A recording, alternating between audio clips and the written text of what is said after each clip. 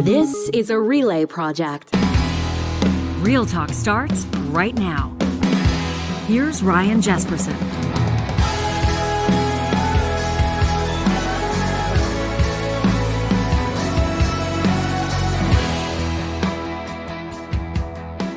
We welcome you to this edition of Real Talk on this Tuesday. It's going to be a short week. You feeling good about a short week, technical producer John Nix? I love a short week. I love a short week, pal. And by this time, 1 week from today, 1 week from now, we're going to know who will serve as Alberta's next premier. Yeah. We're going to know who's going to form government for the next 4 years or so. We expect, of course, this is the final kind of pedal to the metal crunch time. The Alberta election looms. And we've got you covered right here on Real Talk. An absolutely banging week to come. The next 5 episodes you're not going to want to miss.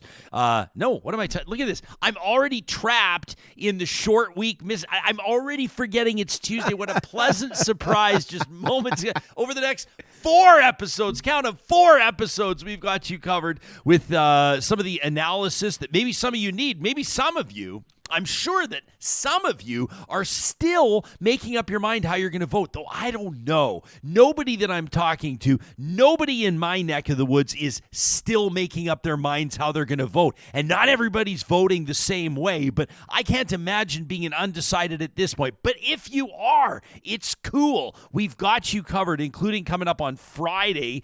Friday, we're going to get you all set. We're going to take a run through the UCP and the NDP election platforms.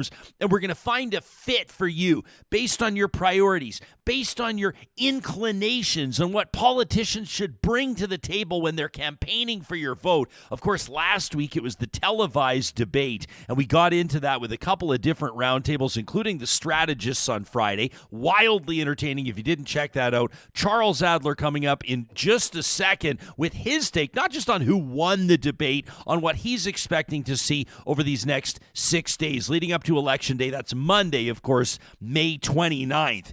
Advanced polls open today, by the way, and if it holds true, the trend that is, based on last election, 2019, about a quarter of all votes cast in that election, in Alberta's most recent provincial election, were cast in advance. So that means a whole bunch of you are going to be voting this week. That's significant as well, of course. The advance polls, kind of a way for some people to just get voting out of the way, to just get it done, to make sure that they do their part. But I know that a lot of you are going to wait till next Monday because there's that kind of buzz, isn't there? There's that kind of excitement. There's nothing quite like Election Day, at least if you're nerds and geeks like us.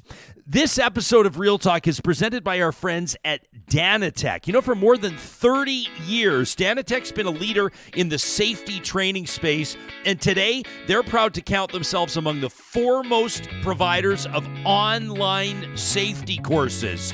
Danatech blends deep cross-industry expertise with proprietary learning management system technology. You oftentimes hear about that called LMS. That's Learning Management System Tech. It makes their courses stand out in the industry while creating an easy, seamless training experience for training managers and learners alike. If you're looking for safety training done right, look no further than Danatech.com.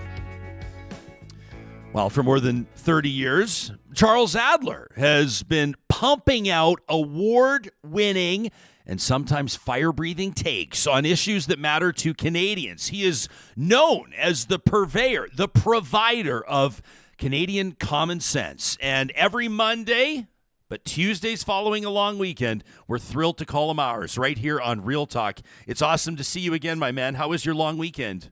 My long weekend was great. There was a time when I called it the Victoria Day weekend, but Justin Trudeau has erased history. Oh, yes. So yes. I just call it Friday, Saturday, and Sunday. I know. We used to. I didn't have a Victoria. I didn't have a Vicky weekend. I had Friday, Saturday, Sunday, Monday. I had a 4-day non-Vicky weekend is what Fucking Trudeau, man. I'll tell you, I feel like stole my history. I used to have a good sense of Canadian history, and there was this guy, I think on one leg almost, he ran across the entire country, and I seem to remember he had like inspired a bunch of people and raised a bunch of money, but then this fucking Trudeau and the Canadian government released these new passports, and now I can't even remember the bloke's name.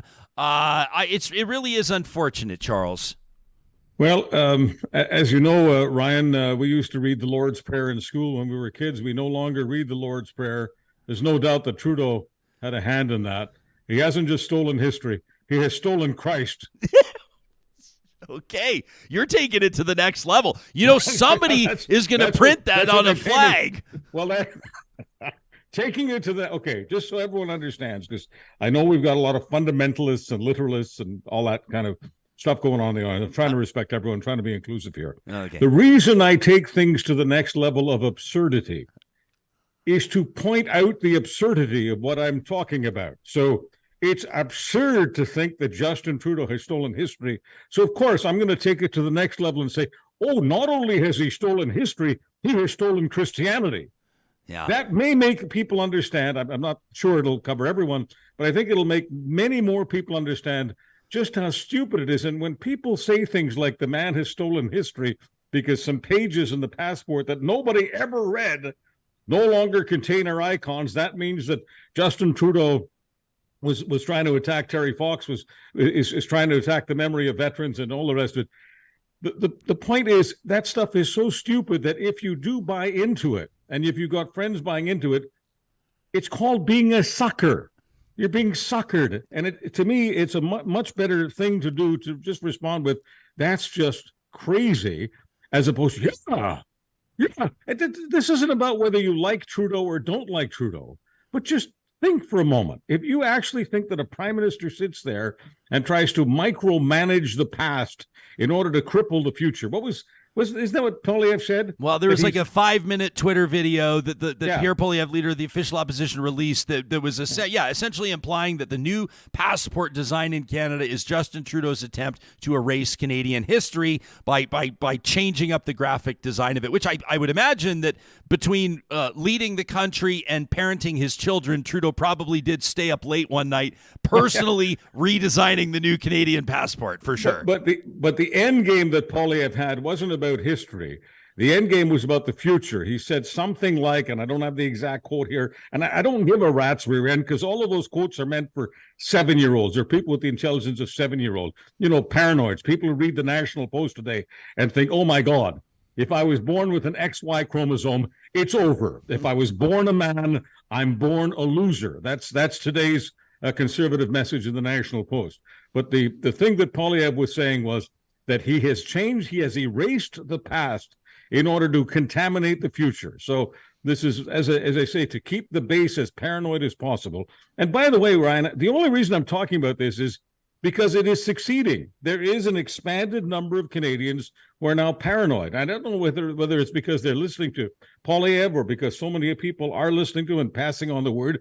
I mean, it's like one of these multi-level market schemes, right? Mm-hmm. You get 100 people in the room, you get them revved up, then they go home and fleece all their relatives, and that's actually happening. Yeah. So I mean, I on the one hand, I've got to give the guy credit for this, but on the other hand, I'm just asking Canadians, I'm just trying to grab them by the scruff of the neck and shake them up a little bit, saying, I know that many of you are tired of Justin Trudeau, but you ought to not take it out on yourselves.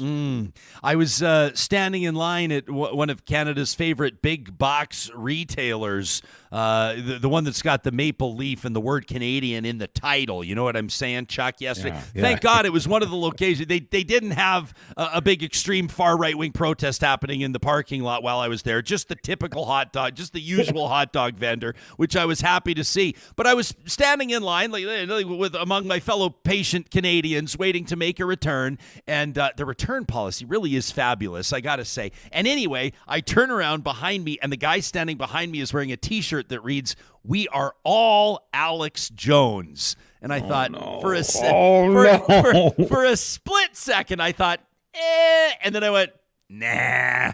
So yeah, but They are out there, Charles, and they do walk among us, and it is good, I think, that we put this in front of folks and make sure that we have these conversations that absolutely matter, like the design of the new Canadian passport. If you want my honest truth on this, my honest take on the Canadian passport, we haven't spent a lot of time on Real Talk getting into it. As long as my passport gets me out of Canada, into the countries I want to visit, and then back into Canada when I'm done, I'm cool with it. It's a fucking bus ticket. I mean, seriously. I mean, I'm not trying to diminish Canada, Vimy, Terry Fox. It's a bus ticket. That's what it is. Who stares at the bus ticket and wonders, what happened to my past? Where's my future? Literally, if you would have asked 95% of Canadians, if you would have stopped them on the street and not given them a chance to look at their passport and said, who is featured on the passport? Talk to us about the graphic design and the images on the passport. Literally 95% of Canadians, I'm going to say 99% of Canadians wouldn't have been able to come up with even one. The only thing that I don't like about passports has nothing to do with passport design. It's this rule that you're not allowed to smile. Yeah, it is kind of weird, eh? And this is not Trudeau. Okay, this happened way before. Trudeau was in diapers or whatever. There's nothing to do with Trudeau. So this is me slamming Trudeau. But Ryan, can you explain to me why that when they take your passport photo, they tell you that you're not allowed to smile? What is? I mean, is there some security aspect there? If you want to know the truth, plane hijackers smile to. Wait, I get it. Well, I don't know. I know. Help me with this. Well, God bless Google, which is letting me know right now that smiling can actually make it harder for facial recognition software, and also in person. They say port of entry officials to confirm your identity, especially if you show your teeth. Currently, only the United States allows smiling on passport photos. However, the subject's teeth can only be slightly visible. I will say our 7-year-old's passport is hilarious. The photo was taken when he was like 5, and he looks like he's trying to kick another kid's ass. You should see, not only is he not smiling, but he's like stone-faced. When I saw the photo, I was like, atta boy, kiddo. That's his hockey face-off photo, I don't have it handy, or I'd show you. I like Canadians looking happy. So I'm hoping this is encouraging. No, I don't care where you're listening to this in the world, whether you're Canadian or not. If you can come up with some kind of software to ensure that even smiling Canucks like us are not a national security or an international security threat, I'd really appreciate it. I think it would do something for the morale of the nation if we could allow Canadians to smile a little more. Yeah, I like this proposal. Now, people would never believe this, but you and I did not strategize ahead of time to wax on passports for 15 minutes off the top. No, we're not Stephen Carter and Zane Velji. Hey, that's not what we do. We don't strategize ahead of time. No, we don't. Nothing spontaneous about that show. I don't know why anyone sponsors the show. No, I nobody don't know does. Why they get Nobody any does. Patreon bucks. That's the point. Yeah, they do have fakes. It's fake strategy.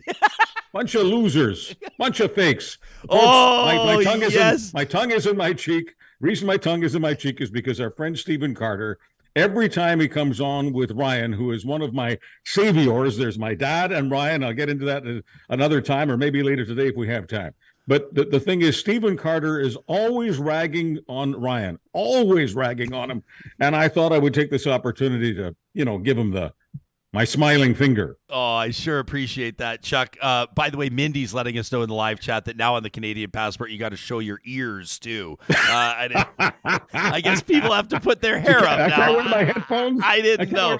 That's another stupid rule. Why can't I wear my headphones? I mean, people see me in these all the time. I wear these 24/7. I'm Charles freaking Adler. Headphones on. I'm Charles freaking Adler.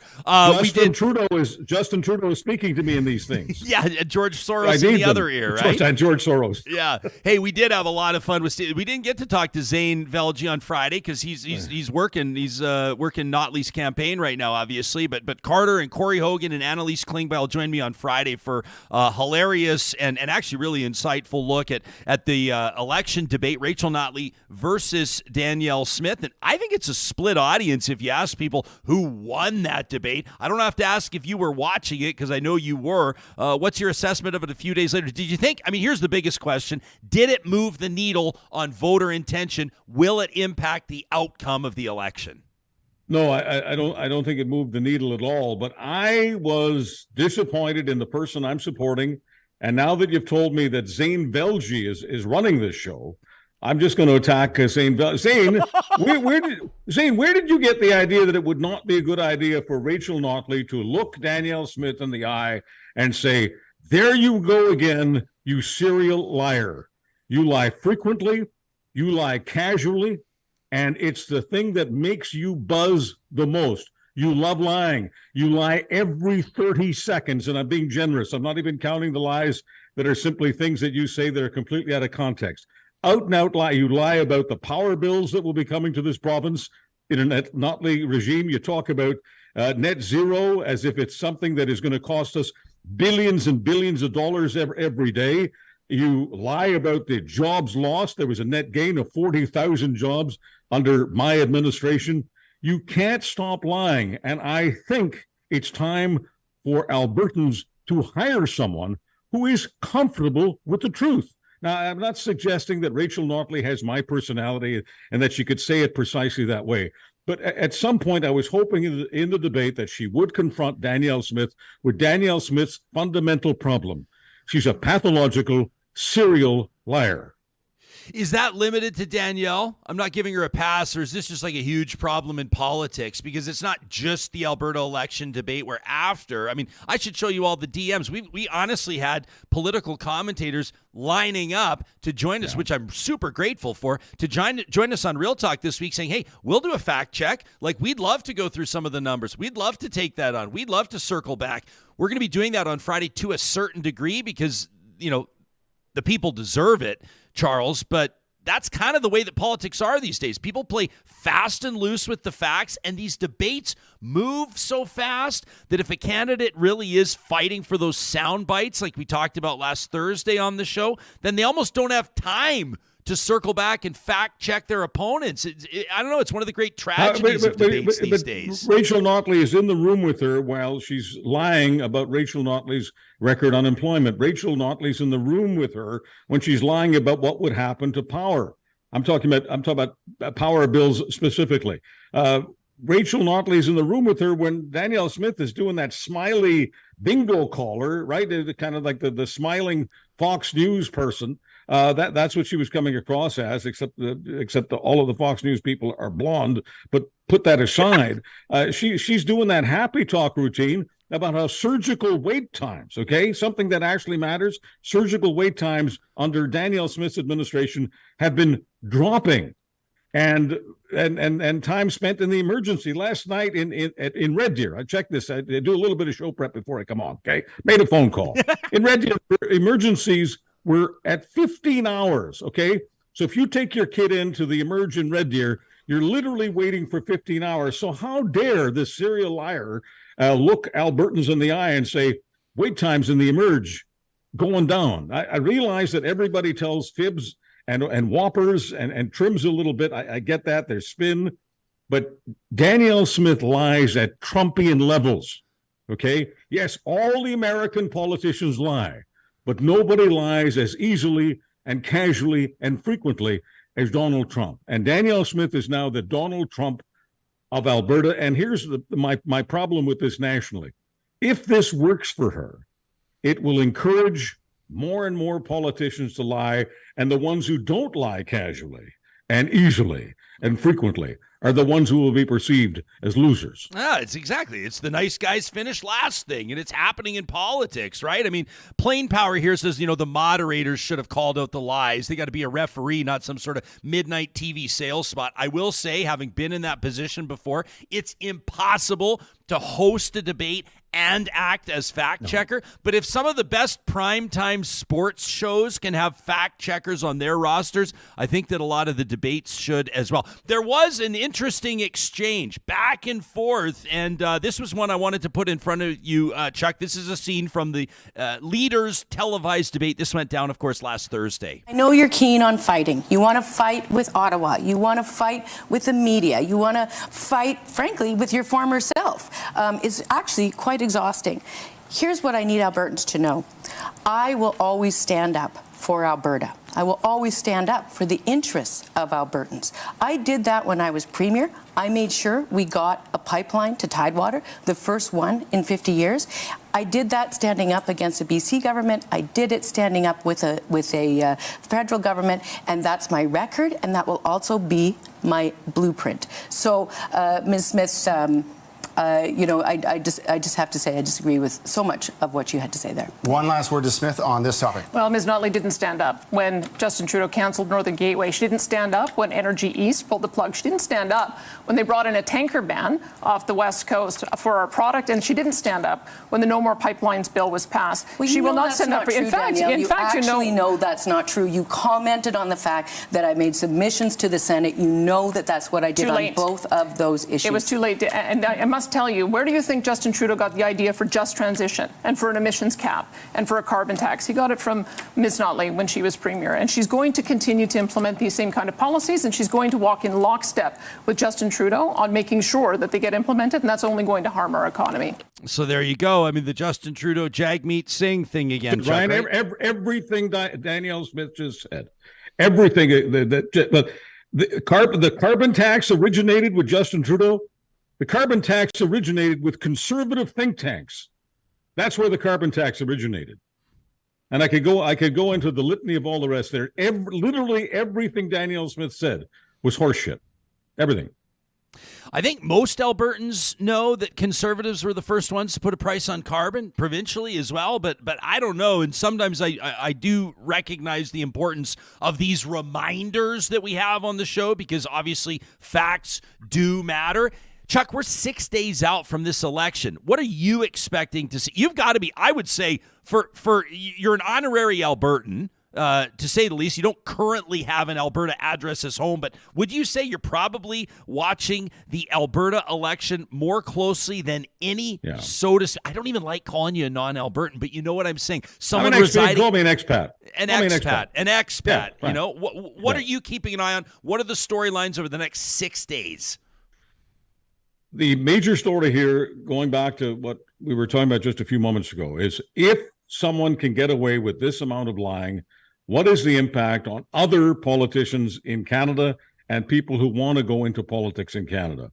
Will this encourage people who are serial deceivers getting into politics? Because once again, they will be seen as the winners. In other words, the election, may, if Danielle Smith wins, whether it's a narrow victory or a broader victory, but if the Danielle Smith UCP win, it will have a huge impact on politics in this country, just as the Trump victory in 2016 had a huge impact on politics in the United States. And it'll also have an impact on media. Media that wants to tell the truth, and media pundits who want to tell the truth, media pundits who want to do fact-checking, will be seen as the media pundits of yesterday, right?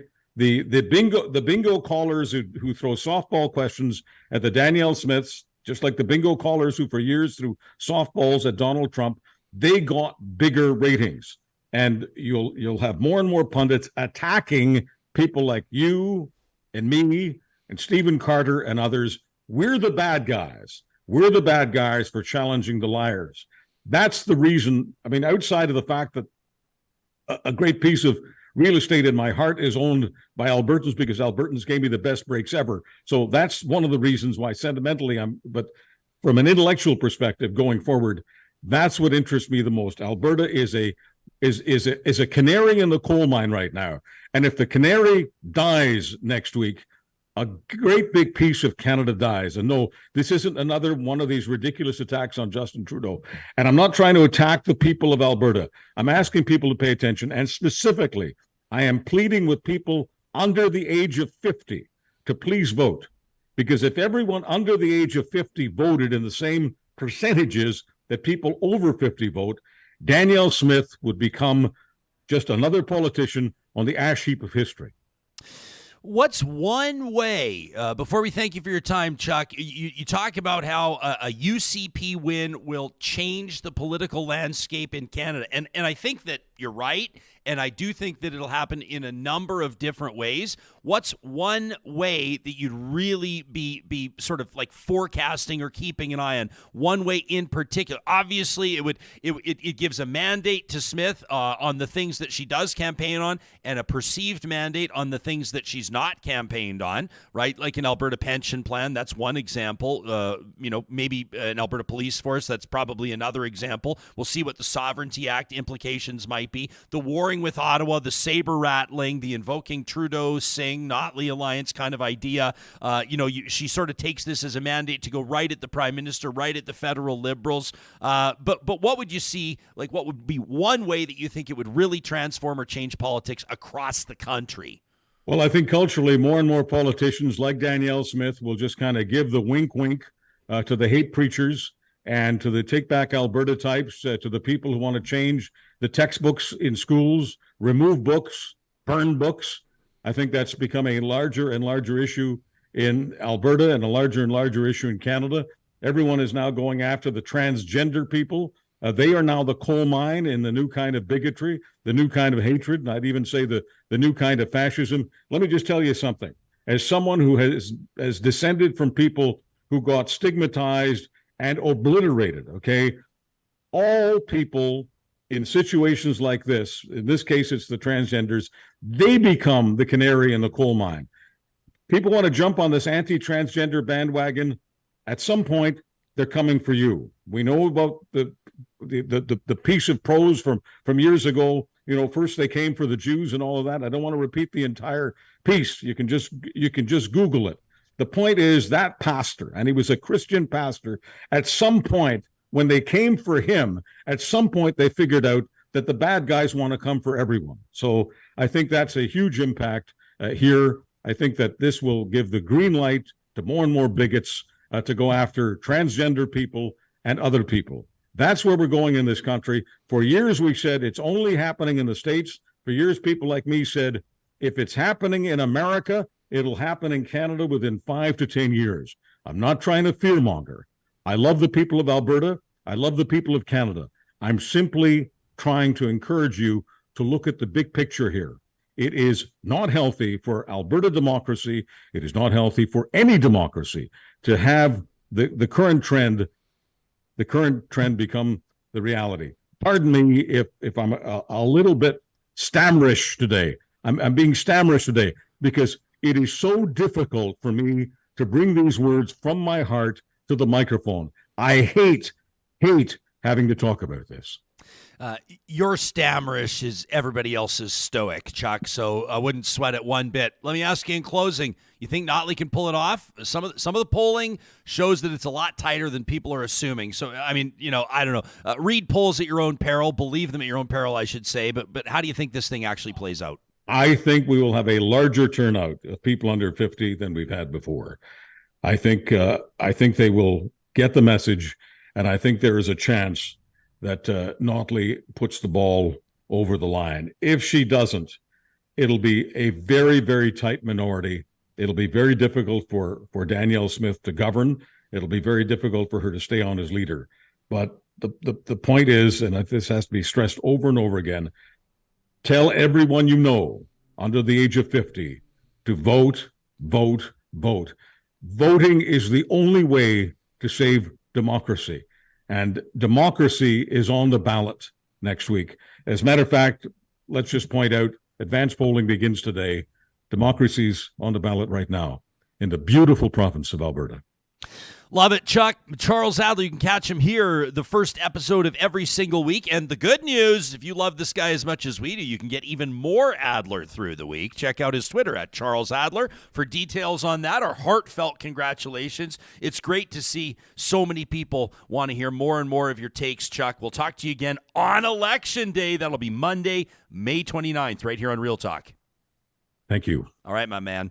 Coming up in just a second, we're going to check in with Michael Solberg and Leah Ward. We'll get two different takes on how this campaign is looking for the NDP, for the UCP over this final week. I saw somebody here on our live chat. Man, the live chat is just humming this morning. It's awesome to see you all out on this Tuesday. One of you, I think it was Tracy, said, who was it on Twitter that fact-checked that entire Alberta election debate, found like 32 lies in just 1 hour?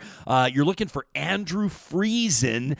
If you haven't seen this thread, it's a pretty impressive one. The Twitter account is at Friesen_F. At Friesen_F. That's Andrew Friesen, who goes through and fact checks a whole bunch of the statements, in particular Danielle Smith statements, through that televised debate that was on last Thursday. It's a great thread, and I recommend you take the time to check it out. You know, I can't even say the word Friesen. I keep saying Friesen, and it just reminds me that our friends at Friesen Brothers want you to know that their garden center's now open. And one of the coolest things about Friesen Brothers, you know, there's the big, national grocery chains, and they figure that, what's good for the folks in Thunder Bay is good for the folks in Three Hills, and that's just not always the way that it works out, right? Friesen Brothers, more than half the plants they sell at their garden centers are actually grown right here in Alberta, so that means they're perfectly suited for Alberta weather. Even the potting soil is made right here in Alberta. You can check out more information on their website. That's friesen.com, Freson. Plus, barbecue season begins, and they've just introduced their very own salad dressing. Johnny, this is perfect for hippies like you and me. Hey, we're just a couple of rabbits over here crushing salads. They've got their 4 new flavors: sesame citrus, sun-dried tomato, avocado, and lime, and classic Caesar. You can find more information on their website. Their Friesen Brothers barbecue sauce, absolutely killer as well. Our friends at Apex Automation, these are folks that walk the walk, right? Any company can talk the talk trying to convince you to come work for them.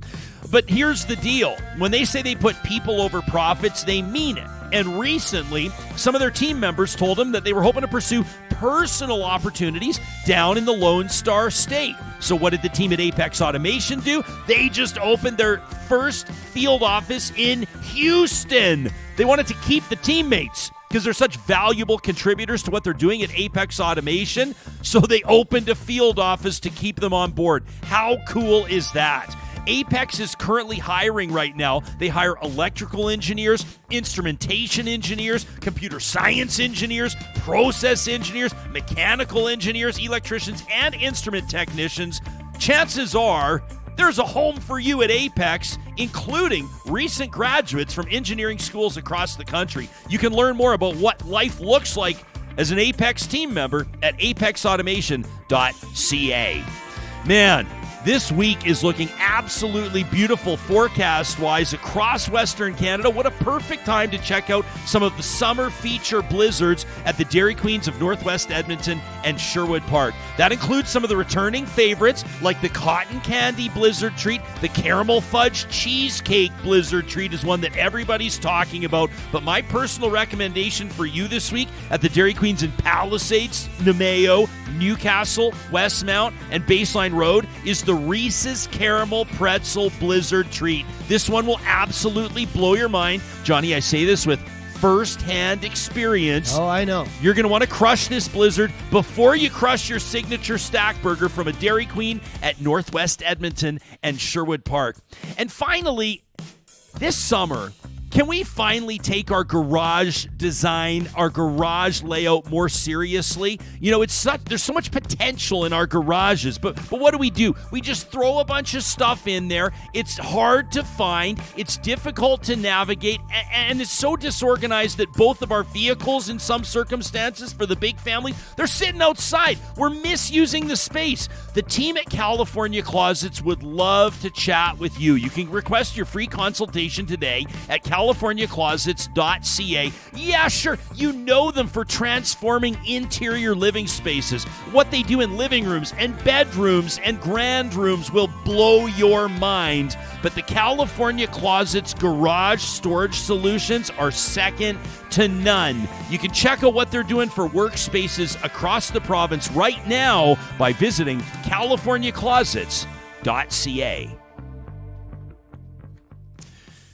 Well, we want to get, of course, different perspectives on issues that matter most. I mean, otherwise, what's the point of a talk show, right? And these next two guests, well, they know a thing or two about politics across the country at provincial and federal levels. With 6 days to go until Election Day right here in Alberta, it's a real pleasure to welcome Michael Solberg and Leah Ward to the show. Michael Solberg is a former staffer for Prime Minister Stephen Harper. He's a partner at New West Public Affairs. Leah Ward was a senior advisor to Rachel Notley during her term as Premier, also serving as Director of Comms to both Notley and the NDP caucus. She's now Vice President at Wellington Advocacy.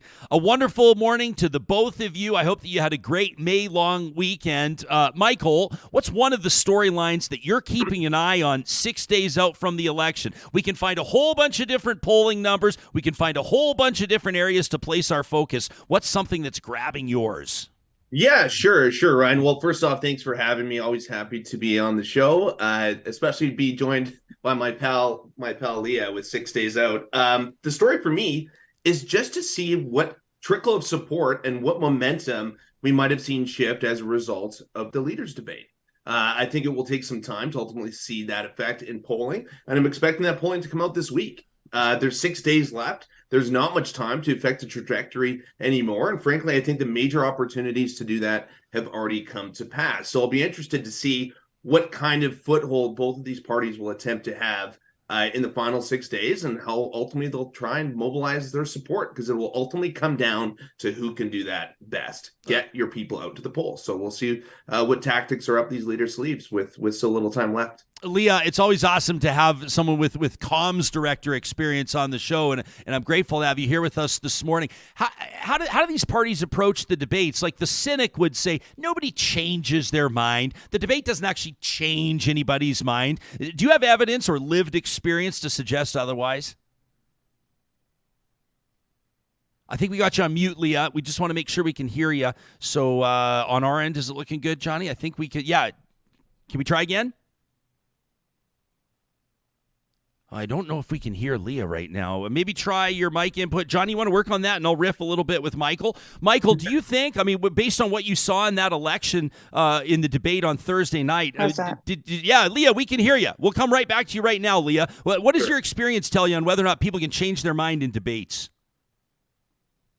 Yeah, well, there's the classic example of 2015. A lot of people like to point to with the Notley versus Prentice. So, I think there was a lot of hype about this elections debate and whether or not it would be the thing that moved those undecideds. I don't like to put that much pressure on one single moment when you're thinking about communications over the period of an entire 28-day campaign. That's just one. That's one opportunity. So if you're putting all your eggs in that basket, it's not the strongest foot forward. So I like to think of things on a larger arc and look for the debate as an opportunity to continue hammering home your message in contrast to your opponent, but not necessarily as the clincher moment, because moments like 2015 really don't come along all that often. We shouldn't. It's not a good strategy to count on them. Adler, just talking to Charles, sort of felt like Rachel Notley didn't push back hard enough on Danielle Smith. Leah, did you feel the same way if you had been advising her through that debate prep or even doing the postmortem after? What might have you said? That one's a tricky one. I feel like it's a lose-lose. People, if she had pushed harder, people probably would have criticized her for going too negative. And obviously people who see her as having not pushed hard enough are saying that's something they would have liked to see. I think she hit a really good middle ground. Her job there was to offer a vision to particularly those undecided voters that helps them see the NDP as the right choice in this exact moment.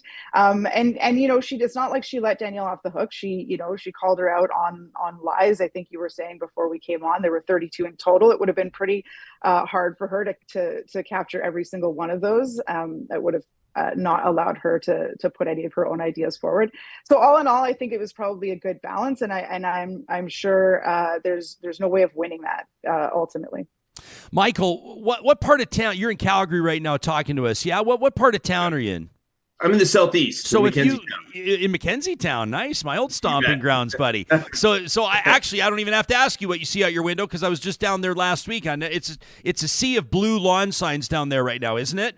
You bet. Yeah, a lot of Rick McIver signs. No surprises there. Yeah, got the incumbent, former Calgary alderman, councillor, obviously, and a relatively popular elected official in Southeast Calgary. Southeast Calgary kind of tends to just stay blue in the same way that Edmonton kind of tends to just stay orange. But let's get a little nerdy into the city of Calgary and surrounding areas, Michael. What are some of the areas that you think might be in play, and what are you noticing? Are you seeing any sort of like orange stretches of lawn signs in Cowtown?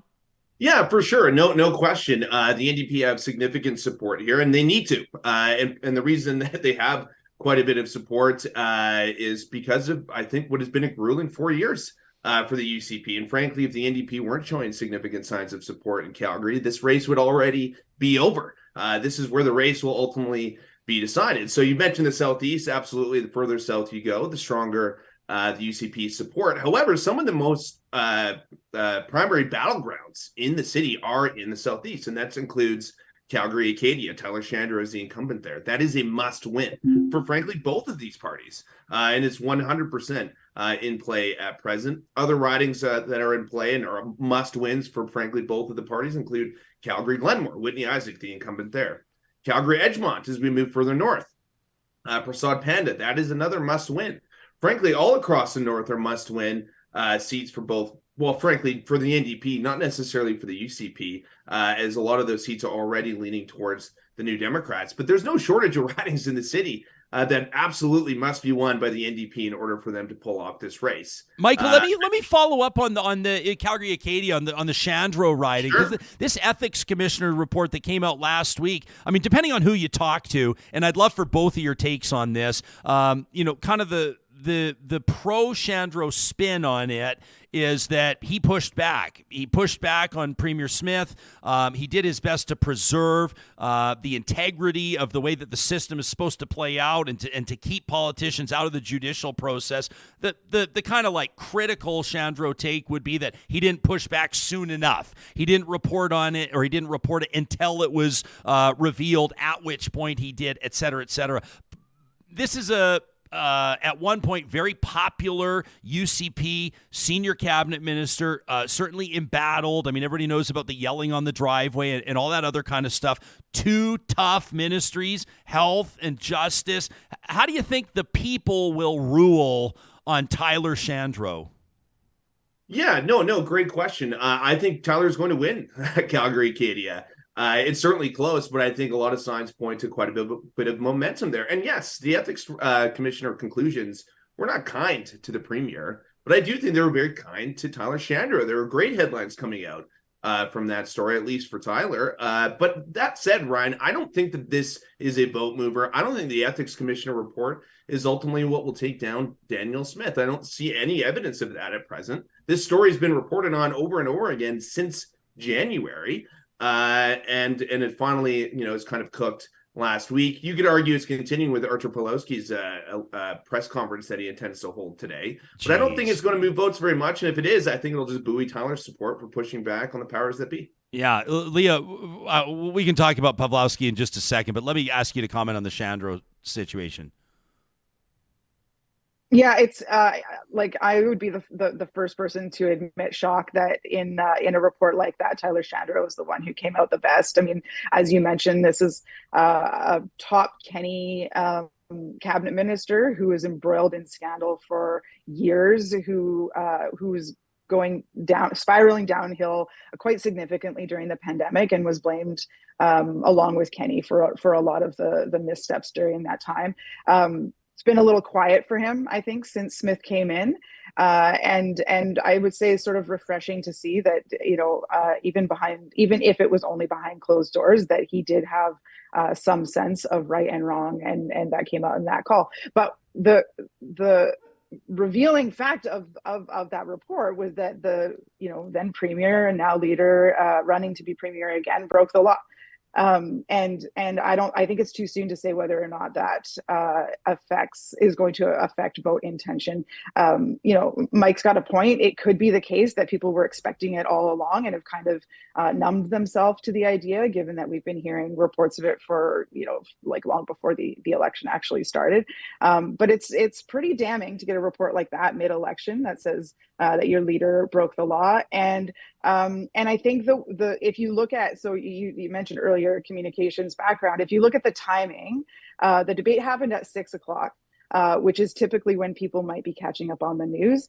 And so I don't think that the way that folks digested the debate would necessarily take into account the news of the ethics commissioner's findings. And as we see reports, continued media coverage sort of trickle out over the days since the debate, I think that there's more of a chance that starts to actually penetrate and affect people's feelings about Danielle.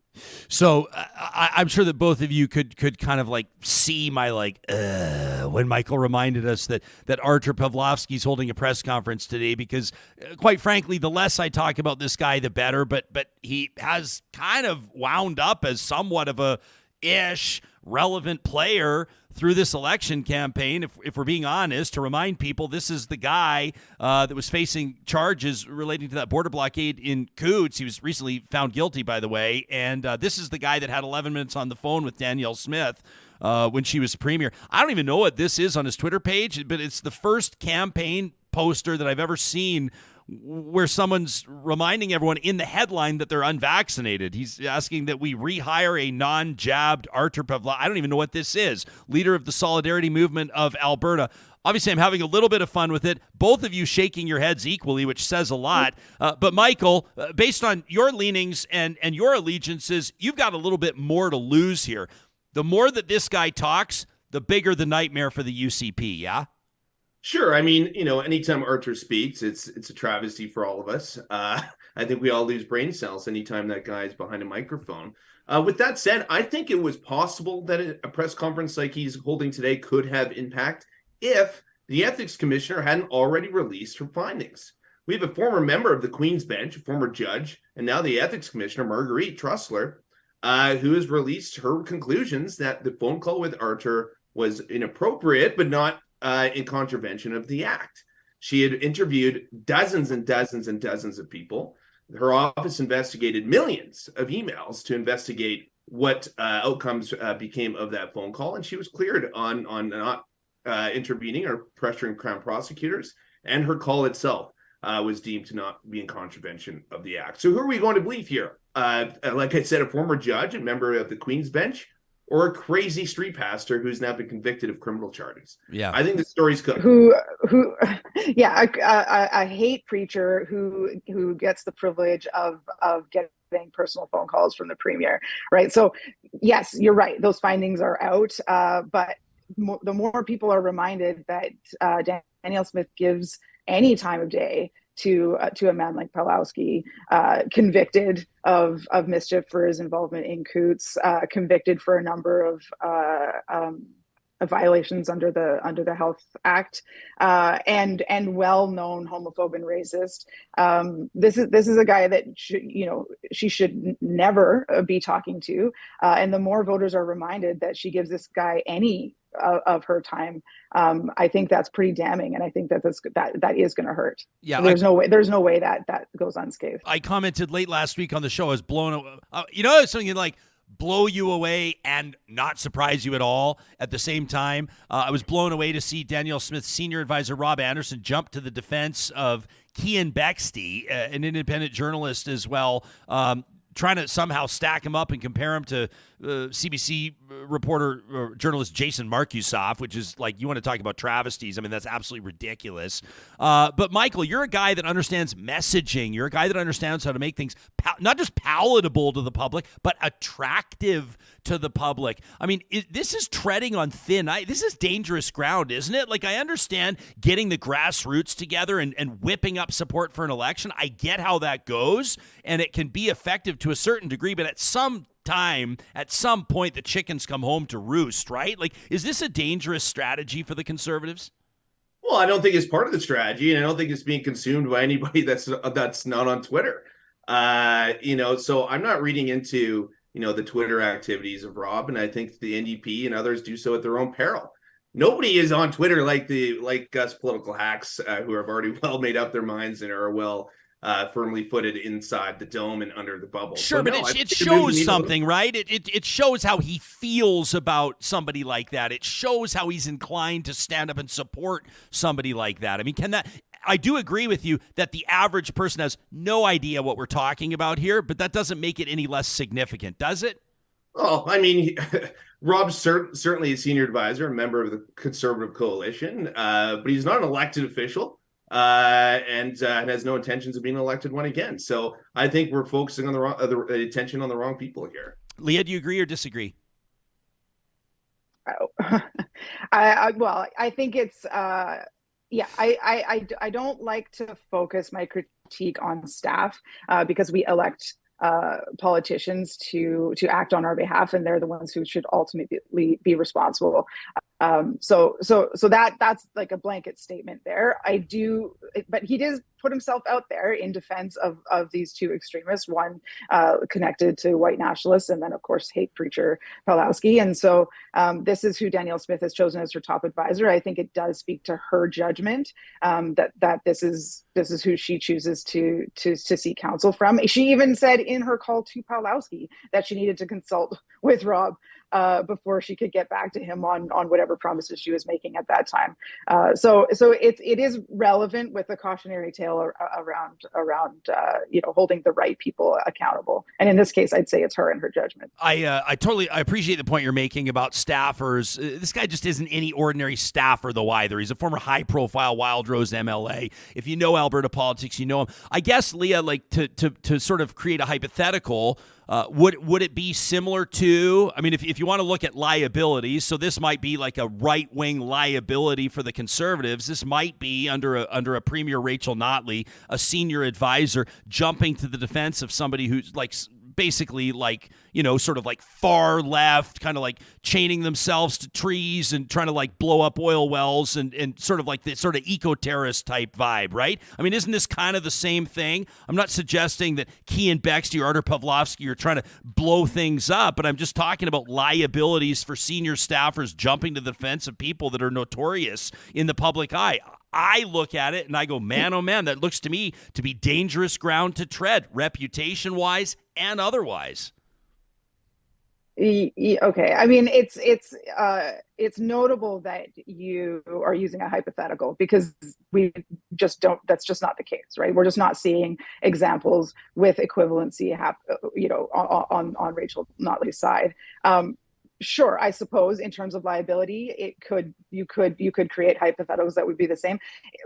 I guarantee you the right would be lighting their hair on fire, and they'd be making the case that any type of association like that would disqualify her as a candidate for premier, and that she'd be held or should be scrutinized heavily by the right in sort of a very opposite way that we see the right behaving towards the individuals that we're discussing right now. So I don't know. I hate hypotheticals, and there isn't an equivalency, and I don't think both siding on this does justice to the type of vitriol coming from the characters that I don't even want to repeat their names, but I don't love the equivalencies. Liability, sure. Let's talk about accountability. See, we have different roles to play, political commentators and strategists versus talk show hosts. These are very different boots in which we march. Hey, if we're going to be fair, in Calgary, Acadia, we've mentioned Tyler Shandro's name several times. The NDP candidate there is nurse and educator Diana Batten. So she's going to be running that campaign, obviously, in Calgary, Acadia. Michael, what are the issues that are going to sway voters in Calgary? Let's get specific into Calgary. What are some of the issues? Like you talk about the Conservatives trying to sort of preserve that stronghold that they've had in that city. I mean, some of the great Conservative leaders in Canada have come out of Calgary. What are the issues that are going to resonate with voters? What's specific to Calgary this election? Yeah, sure. No, I think the election in Calgary will be decided on the economy, on how the parties promise to address things like inflation, like affordability, like the cost of living crisis that so many of us have been feeling for months and years now. And I think these are issues that the UCP lead on, especially if you add into that bucket issues like addressing safety on public transit, which has become an epidemic in major cities across the country. I think the UCP have had the stronger message on that front as well. And also it comes down to, what investments are they making, or are these leaders promising to make in Calgary's downtown revitalization and its infrastructure? I think the Calgary Arena deal, for example, was a major piece of public policy that the UCP put forward just before the writ dropped. And I think the UCP are leading on all of these issues. And I think that that's why the polls are showing leads for the UCP in Calgary. And I don't think the NDP did enough to change and sway the momentum on debate night. They spent a long time and a lot of effort making this election about accountability and trust and leadership. And instead, we're met with Danielle Smith on debate night, showing poise, calm, assertiveness, a positive forward-looking vision, and oozed competency. So I think that their strategy has been backfiring on them for a couple of weeks now. And now they only have 6 days to pivot to broader issues, which they've failed to really speak about for the previous 3 weeks. Leah, what do you think about what Michael's take is? Well, he's not wrong. Danielle Smith is a very good performer. She's a very good television personality, and she performed well that night. It doesn't take away from the 2 decades of advocacy for privatizing, for her belief in privatizing healthcare. It doesn't take away the instability she created with her Sovereignty Act. Who knows where that's going to pop up again. It doesn't take away from voters' fears of what she's going to do with pensions after the election, which she really doesn't want to talk about during the election, and she certainly didn't mention that night while she was performing so well. So yeah, sure, she is a great performer. I'll give them that. That's for sure. One night doesn't erase decades of advocacy on issues that are antithetical to the belief systems of most Albertans. And I will say, if we want to talk, I love that you keep bringing up Calgary Acadia, because if we want to look at long weekend activities, we saw Diana Batten and Rachel Notley pull 1,000 people out to a rally in Calgary Acadia. Not unremarkable. This is, as we've noted, a weather vane riding, a key, battleground Calgary Acadia. This is a really important part of the city, and if you want to look at momentum, all signs indicate momentum moving in the NDP's direction, despite what we might be seeing in polling, which for all intents and purposes is neck and neck. Michael, I'm sure if you're like me, you're part of all these political geek group chats, and we all chatter. Everybody thinks they're the expert. Everybody's got the inside scoop. Everybody's got and everybody, I will say the one common thread is everybody's going, this get out the vote is going to be more significant maybe in this election than maybe, I don't know. I mean, we're being dramatic here, maybe than any other in Alberta's history, but let's talk about get out the vote. Yeah, sure. No, it's absolutely crucial in any election, but especially in ones that are this close. There's 6, 7, 8 ridings, perhaps more in Calgary, that I believe will be decided at 200 votes or less. That shows how important the get out the vote effort will be. This could come down to hundreds of votes across the city in deciding who forms the next government. And I think it's important to go and mobilize that support and make sure that they are going out to the polls on election day. And I think this, frankly, is where the NDP have the advantage. Their vote is definitely more motivated than the UCP's. The UCP need to do a lot to convince people, I think, who intend to vote for them to actually go out and do that. So I think that that's where this will be decided on, is GoTV. It typically is, but it will so more than ever in a race that is going to be this close. Michael, let me ask you a quick follow-up before we go to Leah. I'll come to you in just 2 seconds, I promise. But Mike, why do you think it is, Michael, that the NDP's vote, their base is more motivated? Is it the Conservatives taking it for granted, assuming they've won, assuming that they're up 2 goals with 2 minutes left? What is it? No, I think the NDP, and frankly past Danielle Smith, hasn't done any favors to present-day Danielle Smith as well. In some of the comments that she's made in the past, I think have turned off some people who otherwise vote Conservative. And the NDP have certainly smelled blood in the water on that and gone to great effort to try and court some of these reluctant UCP voters. But a reluctant UCP voter may not go and ultimately cast their ballot for Rachel Notley, but they may not do the same for Danielle Smith either. And Danielle Smith needs them to. So I think that they need to go out and pull those people who are a little bit tired of what's been going on, but otherwise support the party and make sure they get to the polls. If they don't, the NDP could find their way to victory, buoyed on that alone. Leah? Oh, yeah. The confounding factor in this campaign is really the sort of stubborn immovable chunk of undecided voters that keeps showing up in polling. And I think both parties will be taking their best run at that group of people in this final week. But certainly, to Mike's point, I agree. Probably, if we see those voters stay home rather than pick a side, advantage NDP. And there's a lot of, like I said, we're seeing hundreds and hundreds of people showing up at multiple rallies over the weekend. We're seeing the ground game for the NDP, thousands of volunteers showing up, millions of dollars being raised, sign locations across the province. There's a lot of visible momentum, which again doesn't speak to what's going to happen with that sort of stubborn chunk of undecideds, but they seemingly are less motivated, and that could be really useful to the NDP team. Does it blow either of your minds, Leah, you first, that and I'm not trying to sound like an asshole here, but like that there's still undecideds 6 days out? Honestly, with an election it feels contentious. It feels like, I don't know, it blows my mind. Leah, do you? Yeah, it does. It does make me question whether or not there truly are undecided, or whether or not they're just unwilling to articulate their vote intention. Because it is hard to imagine that this far out people haven't made up their minds. Mike? No, I'm not surprised at all. Keep in mind, the NDP resoundingly lost in 2019. They were not a popular government. They had a poor economic record, and that ultimately came home to roost. They paid the Pied Piper and were ousted in 2019. Since then, the UCP have had their own gaffes and problems, namely with COVID, travel restrictions, all of these things. And now Danielle Smith and some of the past comments she's made have also been controversial. So I'll say neither of these parties have really lit the world on fire. And I don't think either of them have a huge, passionate support base. So no, it doesn't surprise me that people remain undecided.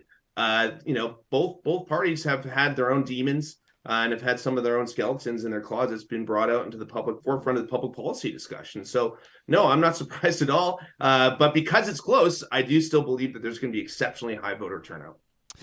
Always a real pleasure, honestly, to chat with both of you. I respect your insights. I respect you as people, and I respect the fact that you can absolutely vehemently disagree with each other politically and still make a conversation so enjoyable. That's Michael Solberg, a partner at New West Public Affairs, and Leah Ward, Vice President at Wellington Advocacy. Thanks to you both.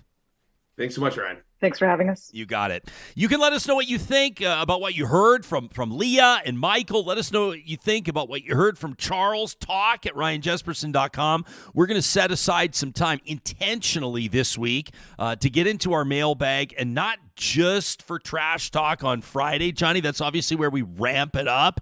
That's the good stuff. To wrap up, that's like the real. meat. It's like the flamethrower stuff. You know what I mean? Yeah. But we've got some really common sense takes from Real Talk audience members. That's what we love about you. One of the things we love about you. And please don't hesitate to be in touch.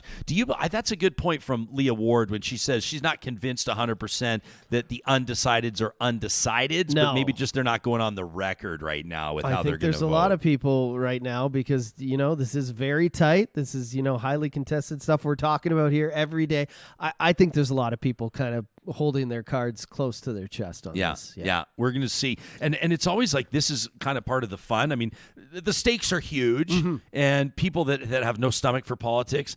Yesterday I was out picking up, we're really excited to be hanging out with a lot of our Patreon supporters coming up on election night. We're hosting our Real Talk election night VIP viewing party. Great. And we're going to be letting our Patreon supporters, we got a whole bunch of entries. 10 of you are going to have your golden tickets drawn, and you'll be notified today whether or not you're in on election night. But I was out picking up, some of the stuff for the party, and I was pretty proud of myself. I was able to find orange and blue plates and napkins. And the cashier. And who's going to pick up which? Well, who's going to pick up which? And this is going to be so much fun. And I got lots and lots of both. Yeah. So, because I guarantee the party's not going to be all orange plates, and it's not going to be all blue plates. But the cashier at the till, she says to me, she looks kind of confused the way that the playoffs played out. And she goes, she goes, Oilers party? And I go, no. I go, election night party. And she goes, I don't even know who's running. And I just said, must be nice. So maybe maybe there is like we just showed that graph. I think it's like 12 to 15% they say are undecided. That seems huge to me. Like it's like 1 in 10 at least. That seems off the chart. But maybe there are a few percentage there who are like, I don't give a damn. You know? Yeah. Hard to imagine. If somebody in your circle is one of those folks, you can always share with them one of the Real Talk segments, whether it's a roundtable. I mean, Fridays was obviously awesome. Today's show, I think, has been pretty good with the trio that's joined us. We appreciate whenever you share our content and let people around you, people whose opinions you trust, people you care about, know about what we're doing right here at Real Talk. We're also so grateful for our sponsors, and that includes the family-owned business at Grand Dog Essentials, quality raw food for the entire month of May. So you have like 1 week-ish left. Their Doggy Moggy Chicken Veggie raw dog food blend is on sale for just $99 for a 40-pound box. That's like $16 off. This blend uses whole chickens sourced from Alberta farmers and human-grade facilities. Now, why is it a big deal that they use the whole chicken? Well, that means everything, including all the organs. And that's what sets Grand Dog Essentials raw pet food apart from the rest. The blends use as many organs as possible, and that provides your dog with the most available nutrition from fresh food sources. Make sure you use the discount code MAY2023 at checkout to receive your savings. That's MAY2023 when you check out at granddog.ca. You already know it's delivered to your door in Calgary, Edmonton, and Central Alberta. And make sure you check out Adored Beast Apothecary as well. It's the latest supplement line they've added to their shop. Great for dogs and cats at granddog.ca. Our friends at Complete Care Restoration know that there's nothing, quite frankly, as devastating as a fire. They've got a lot of experience helping Albertans rebuild after a blaze. And the fact of the matter is right now, with more than 70 wildfires still currently burning in the province of Alberta, teams like Complete Care Restoration are going to be ready to go once it's safe to re-enter those communities. If you check out the small print in your insurance documents, chances are your policy allows you to choose who's going to do the work. May we recommend enthusiastically the team at Complete Care Restoration?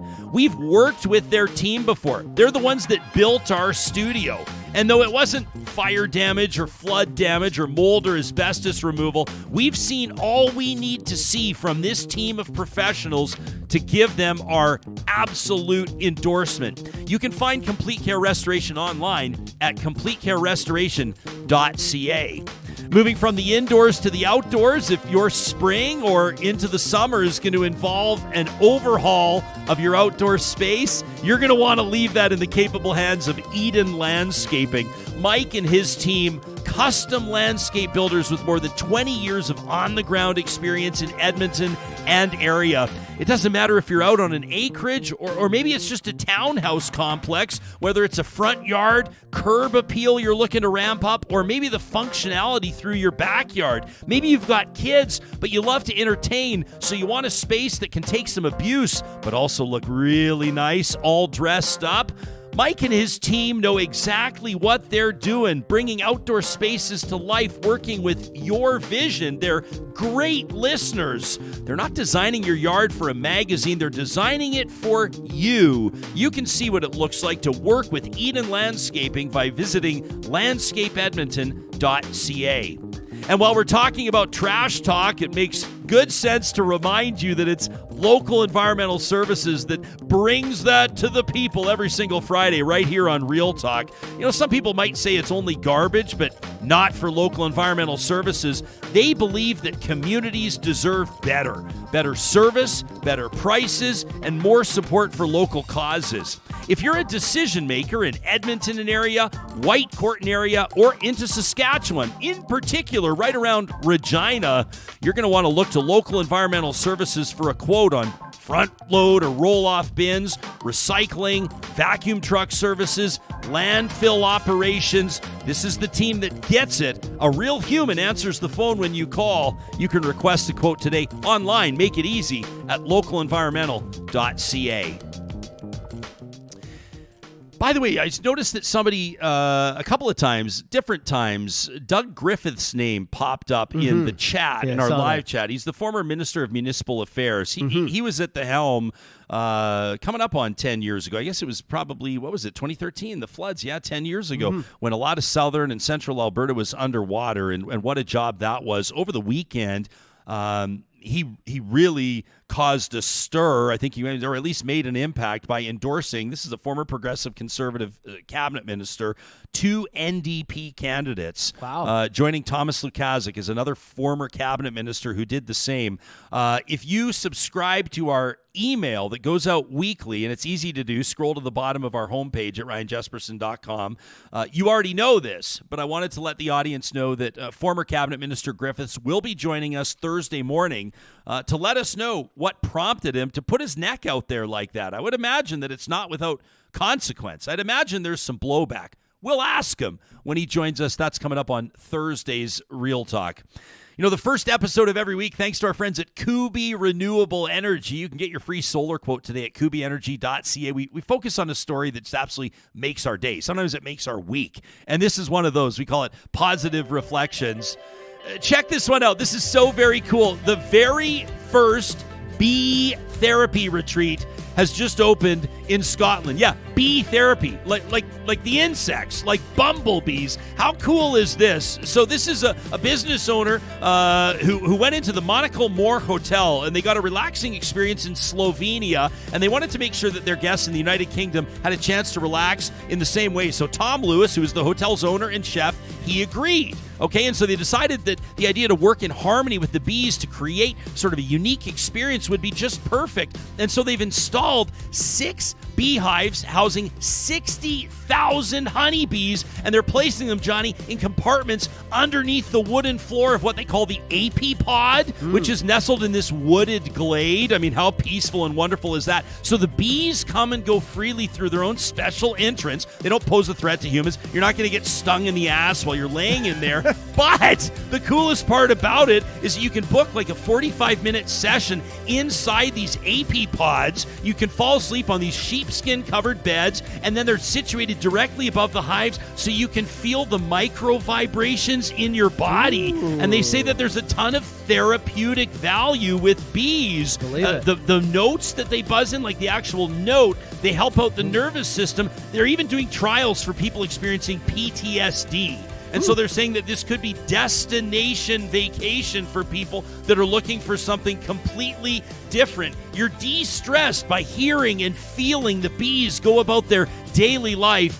And, of course, they'll be harvesting honey for tea and toast and all that kind of stuff. We absolutely love this new initiative. I love learning about stuff like this, and I would love to hear from a real talker who made travel plans based on this positive reflection. You can send us your positive reflection to talk@ryanjesperson.com. And don't forget, you can learn more about going green, going solar at kubyenergy.ca. They're hiring right now. Brings new meaning to Airbnb. Oh my gosh.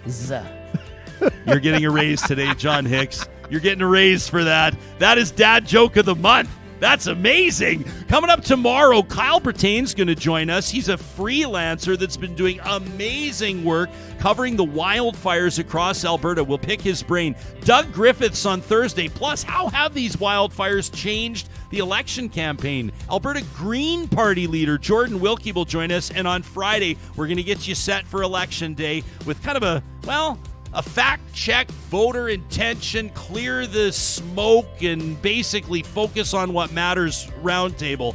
I'll look to Johnny for a more catchy name on that. Make it a great Tuesday, friends, and thanks for being such a good friend of Real Talk.